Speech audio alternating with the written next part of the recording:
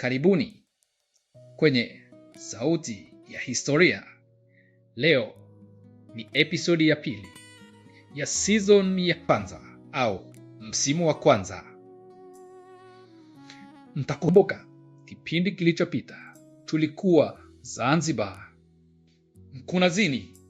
Leo tupo Bagamoyo tukiendelea na episodi ya pili.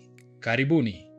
Anza kwa kusubscribe, like au comment ili kupata mwendelezo wa kipindi cha Sauti ya Historia, safari ya Injili Tanzania.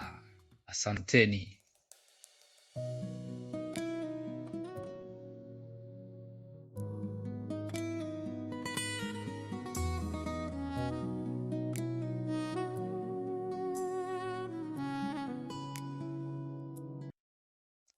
Unajua ni wapi ambapo hatua za kwanza za misionari zilianza kuandika historia ya Ukristo katika Afrika Mashariki ya ndani? Hapa Bagamoyo, mbele ya Bahari Kuu.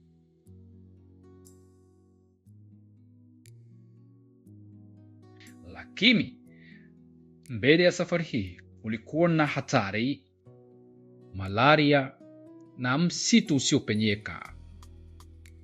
Katika dakika hizi zijazo tutafunua siri ya kwa nini mji huu unaitwa Bagamoyo. Twende kazi. Tutafahamu kweli kuhusu jambo hili. Karibu pamoja.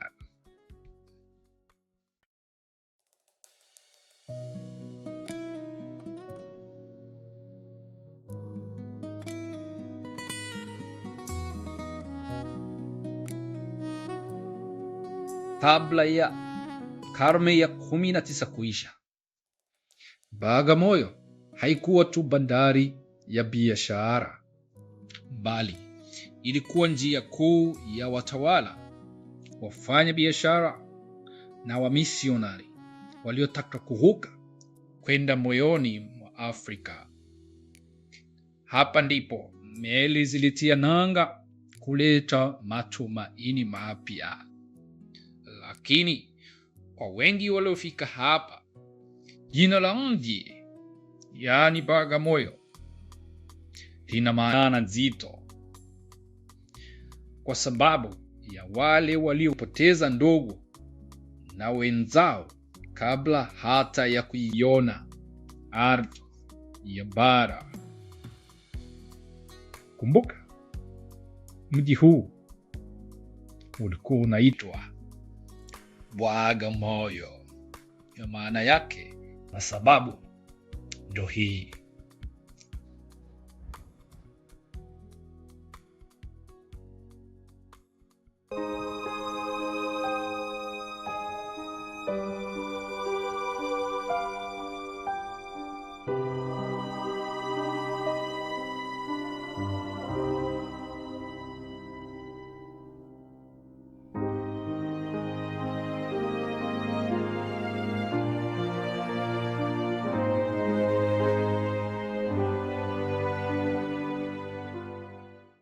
Hapa ndipo palijengwa kanisa la kwanza la Katoliki katika eneo hili la pwani ya bara,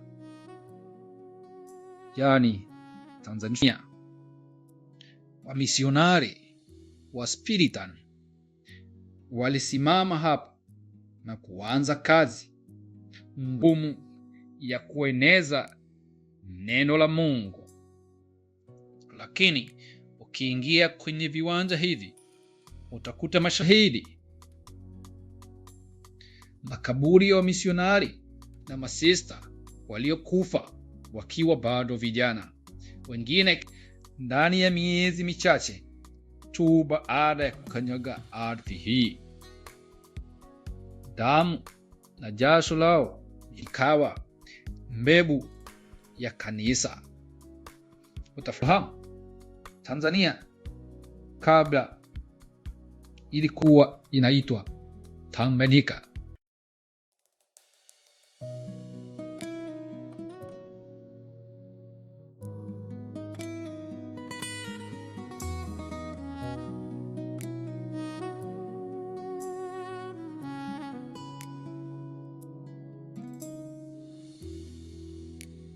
Lakini Bagamoyo haikuwa tu mahali pa makaburi na sala. Hapa ndipo palianzishwa kituo cha kwanza cha kuwalea na kuwakomboa watoto waliokolewa kutoka kwenye mikataba ya utumwa.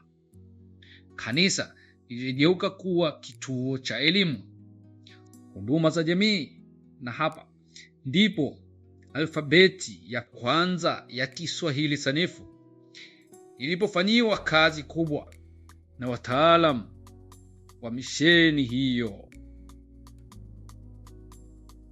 Kwa kweli, elimu Tanzania ilianzia hapa Bagamoyo kama inavyoelezwa.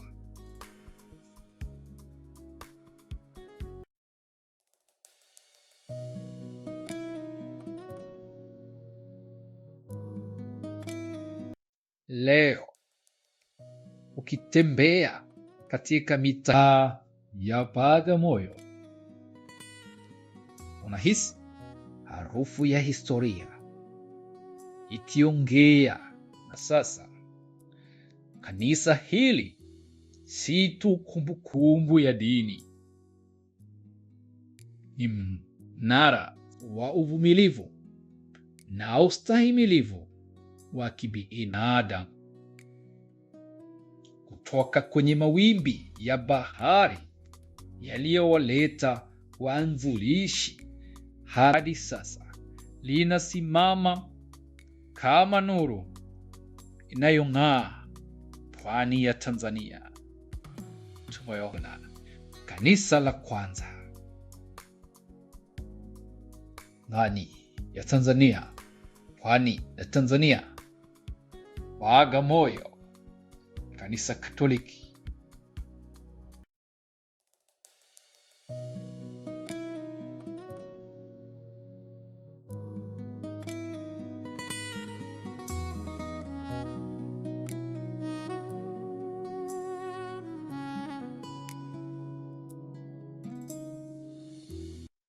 Asante kwa kuandamana nami katika safari hii ya pili. Je, unafikiri ni changamoto gani kubwa zaidi waliokutana nayo wamisionari hawa wakati wakisafiri kwenda bara? Weka maoni yako hapa chini. Katika episodi ijayo tutahamia Dar es Salaam kwenye kanisa kuu la Mtakatifu Yosefu. Bonyeza subscribe na kugusa kengele ili usiipoteze. Tuwe pamoja. Mimi ni Bivans, msimuliaji wako. Hii ni sauti ya historia.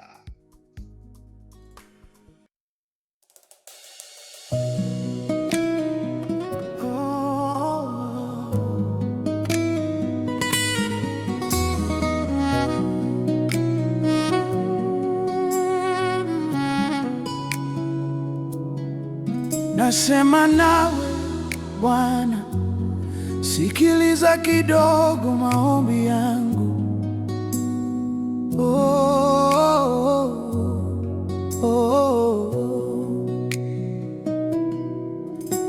Wakati wa kusali naongea na Mungu, wakati wa kuimba na msifu Mungu. Asante Baba, sifa kwako Baba, upo mahali hapa. Asante kwa pumzi Baba, Baba asante, sifa kwako Baba, kwa kila kitu Baba, upo mahali hapa. Nasema nawe Bwana, sikiliza kidogo. Nishike mkono, usiniache. Nishike mkono Bwana, nasema nawe Bwana, nishike mkono, utembee nami. Wewe rafiki wa kweli, usiniache. Wewe wa kuhimidiwa ni wewe Baba, wewe wa kusifiwa ni wewe pekee. Sifa zako wewe Muumba, utukufu ni wako Mungu, utukufu ni wako Mungu. Nasema nawe Bwana, nishike mkono, nishike mkono, usiniache. Nishike mkono Baba, Bwana, nishike mkono Bwana, nishike mkono, utembee nami. Wewe rafiki wa kweli, usiniache. Wewe Alfa na Omega, una mwanzo wala mwisho. Wewe Mungu utakuwepo milele na milele, milele hata milele, milele hata milele.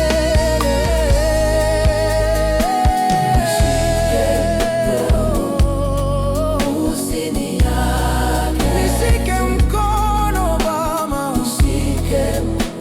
nishike mkono Bwana, nishike mkono, utembee nami. Wewe rafiki wa kweli, rafiki wa kweli,